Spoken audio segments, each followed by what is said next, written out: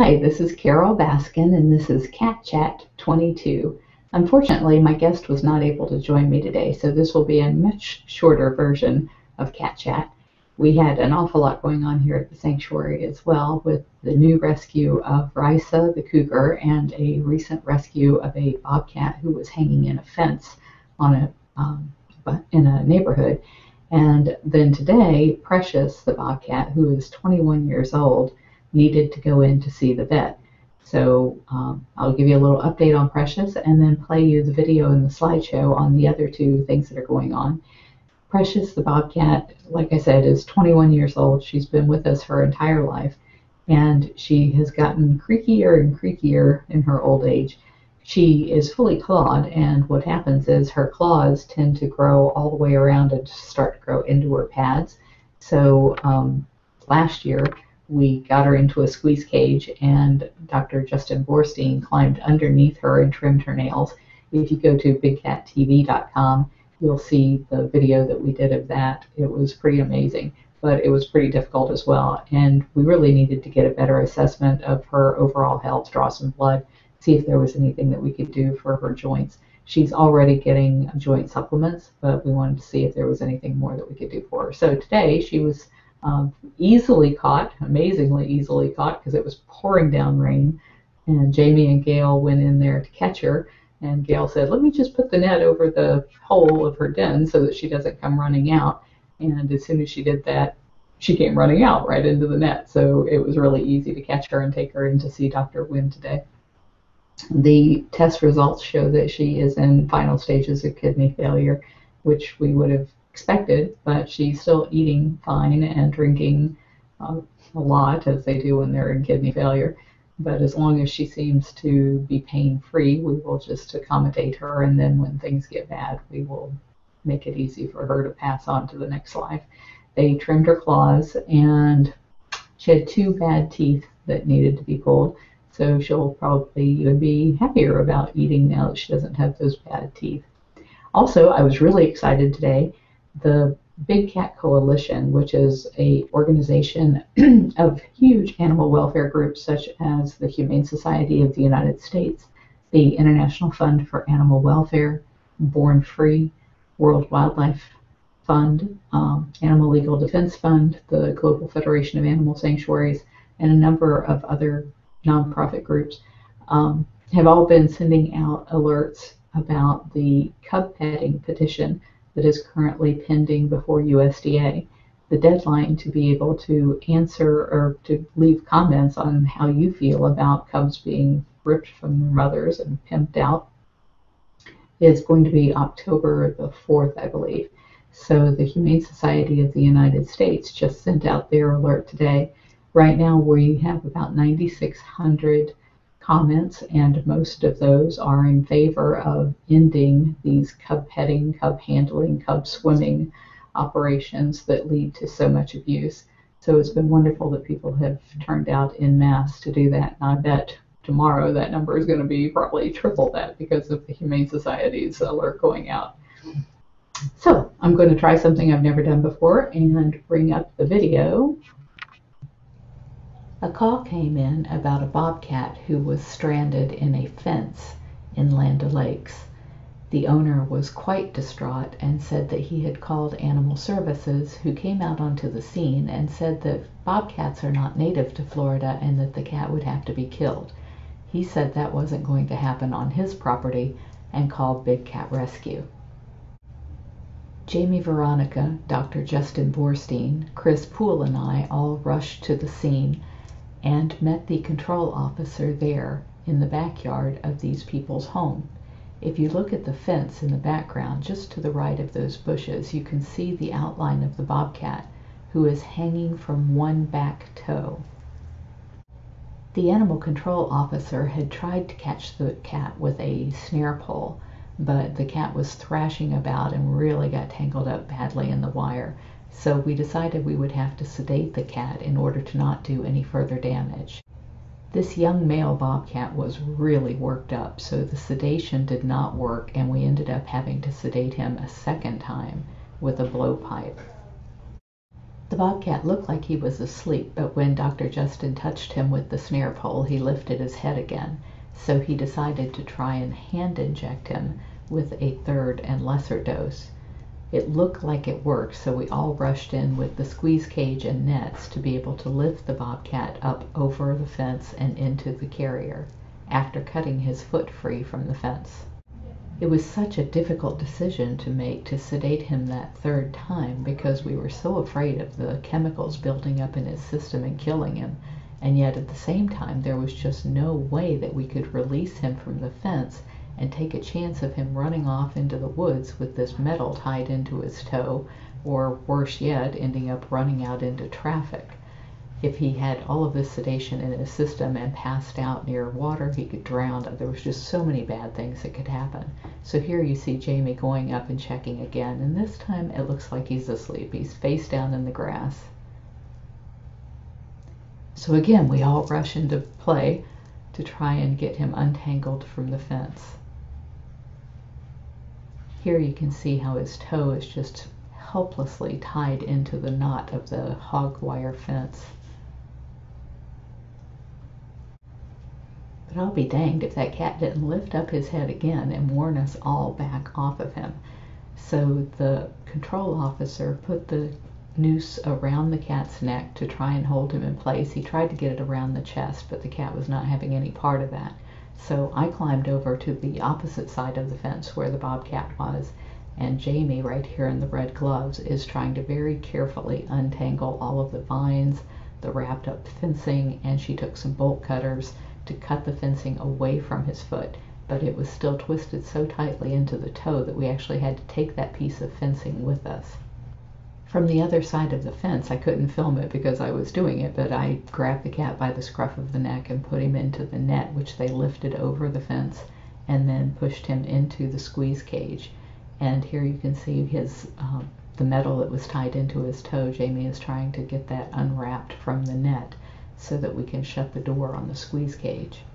Chris will be coming out with a video that'll have a lot more detail as to what's going on, and you may have noticed that Dr. Justin was wearing a GoPro, so you'll see a lot of close-up footage of this rescue. We finally got the door shut. You can see the metal is still hopelessly twisted into his foot, so we'll have to get that out while he's under anesthesia at the vet hospital. We took him to the Animal Coalition of Tampa because that's where Dr. Justin Borstein practices. It was an equal distance from there, from the rescue site, to Ehrlich Animal Hospital, which is where Dr. Wynn is, or to Animal Coalition of Tampa. But we figured there was no reason in tying up two vets all afternoon, and this ended up being a 5 or 6 hour ordeal. Jamie slipped a gas mask down over the bobcat's face so that he would be more sedated for the purpose of the x-rays and getting blood and weight on him. We had estimated him to weigh about 19 or 20 pounds, and as it turns out, he weighed exactly 19 pounds. So the sedation amounts we knew were correct for sedating him the very first time he was sedated. The problem was he just had so much adrenaline running because he was trapped and scared, and so it was keeping him from being able to go to sleep. But he could not resist the power of the anesthesia through the mask. Now that he was asleep enough, Dr. Justin was able to get a really good look at how this wire was woven in between his toes and began the careful process of trying to untwist it without doing any further damage. It was really, really in there tightly. It almost looked like it was puncturing the foot, but as it turned out, it was just twisted so tightly that that's the way it looked. And there you can see the metal once they got it off his foot. They did x-rays to see how bad the damage was and really expected him to be have his legs pulled out of the socket from all of the thrashing around that the animal control officer said he had done before we got there. But just one of those little middle toes was broken, and everything else looked to be pretty good. This was the best news possible for this little bobcat because he should be able to heal from this very quickly and be returned to the wild where he belongs.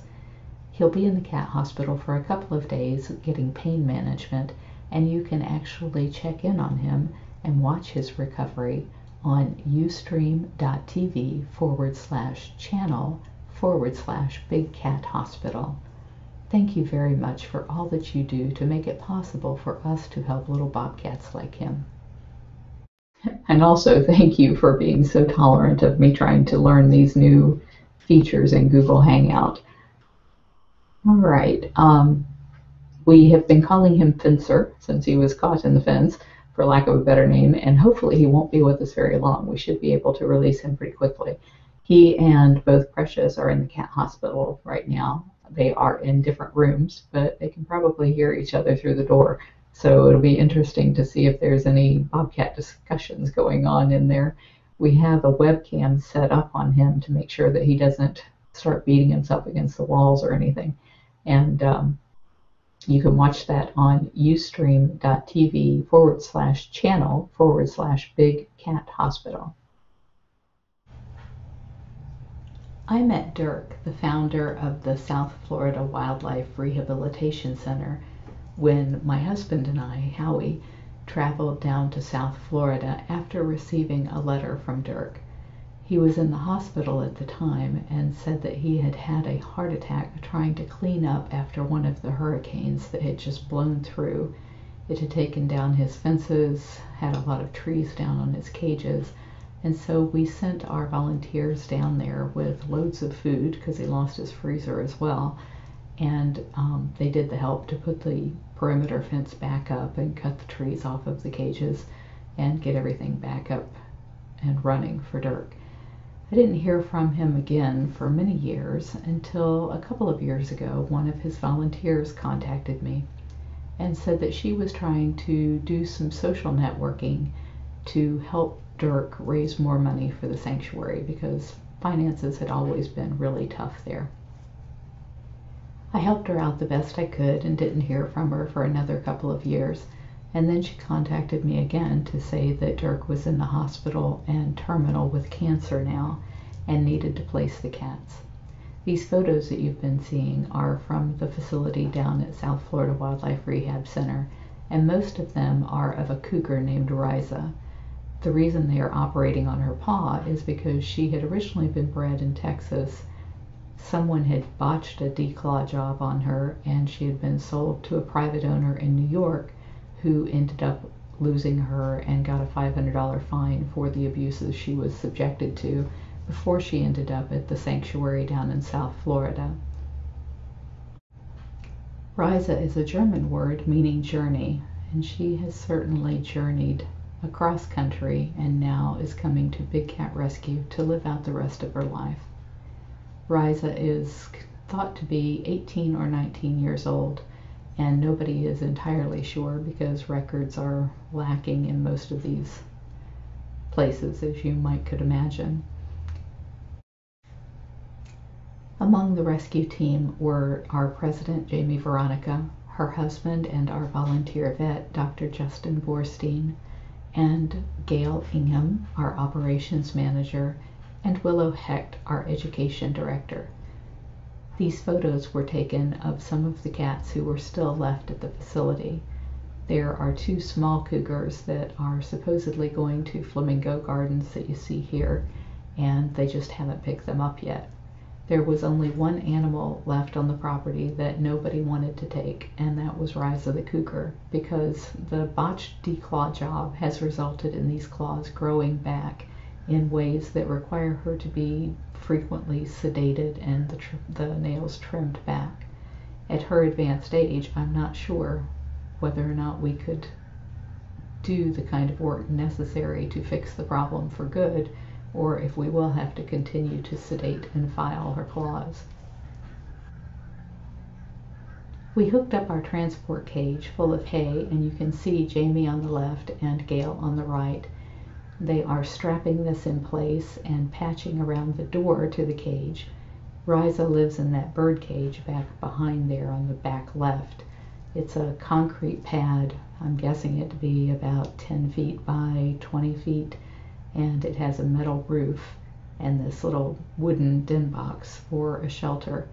The den box and the perch up at the top where the cat ended up after she was sedated were rotting to the point where Jamie thought when she crawled up there that the whole thing was going to come crashing down with her and Gail and the Cougar.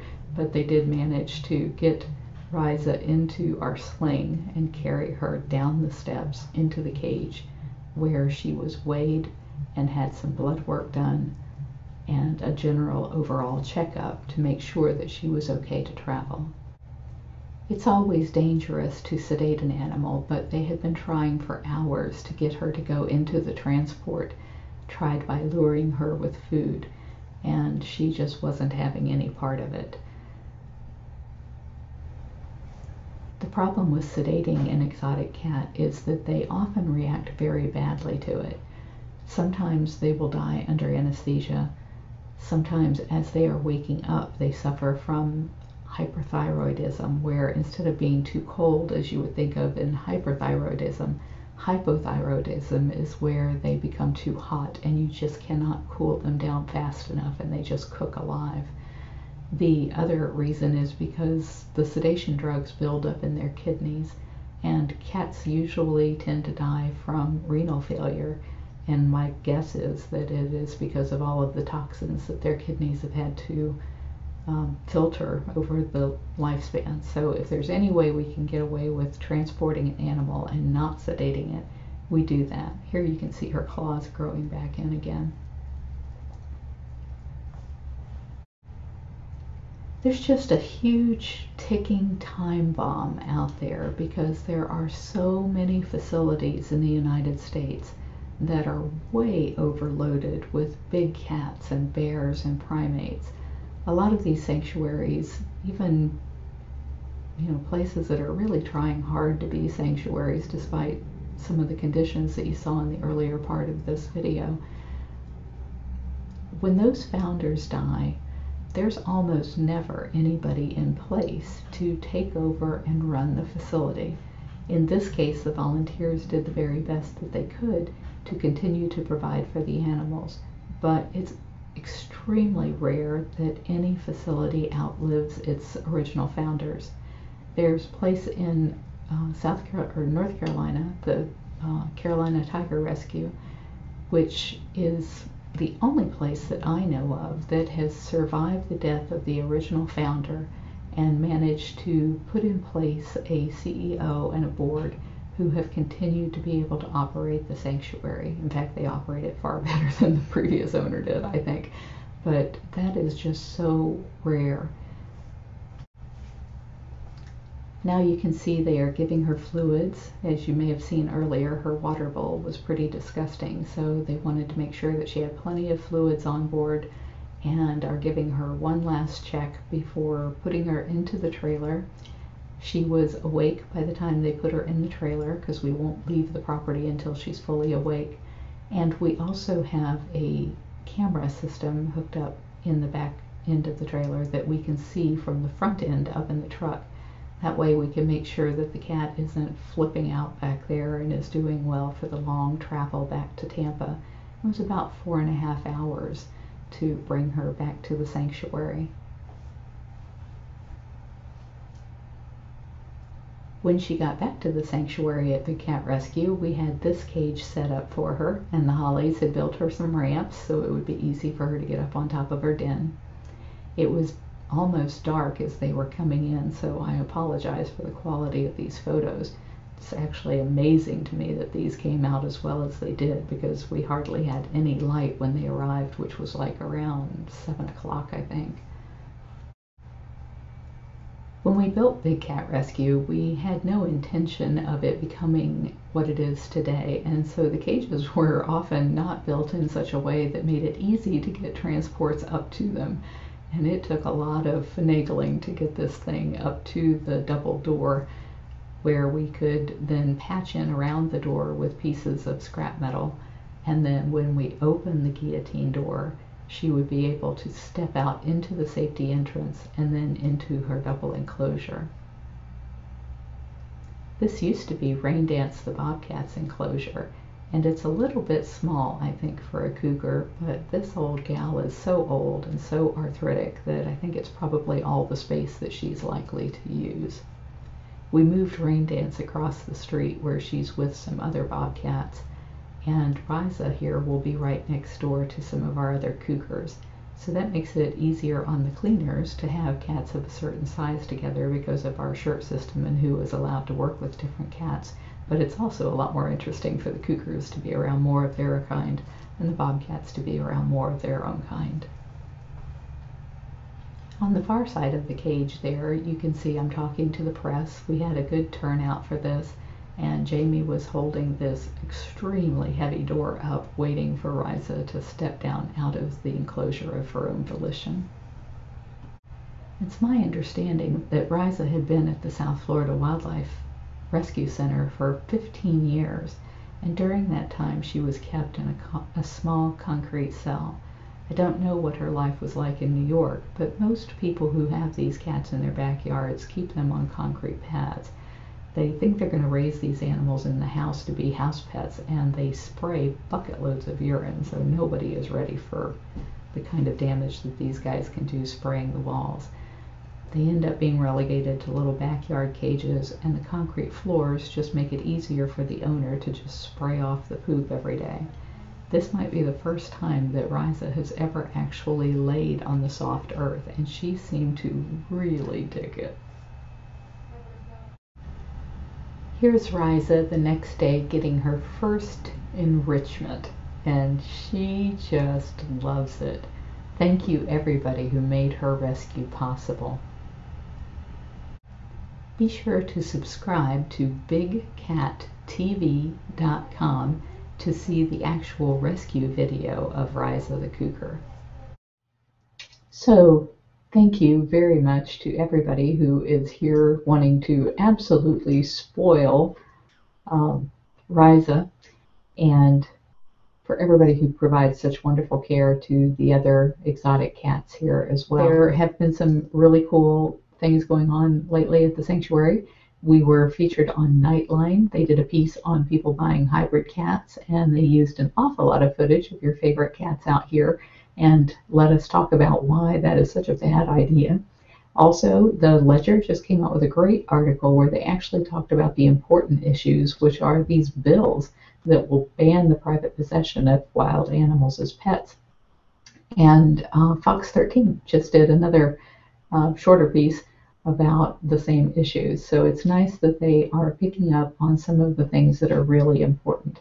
I've often been so frustrated by how the press seems to want to cover all of the cute and fluffy stories about exotic animals wherever they find them, but are so hesitant to really get into the important issues about what that means to the animal. So it's great that the press is changing, just like public opinion is changing, and finally people are starting to see that these animals are truly magnificent and don't belong in cages. There's some more great articles coming up. I gave a very long interview today that I'm hoping will turn out pretty well. It was one where they had started out doing the cutesy story about the person going in and playing with his big cats, and then they got to thinking, you know, this probably isn't very smart.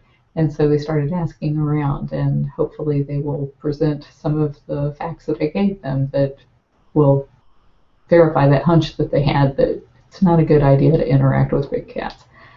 Thank you for joining me today, and sorry for all the technical issues. Next week, I hope to have a guest with us that you will really enjoy, so tune in then. Cat Chat is usually live on Wednesdays at noon Eastern Standard. Thank you. Bye-bye.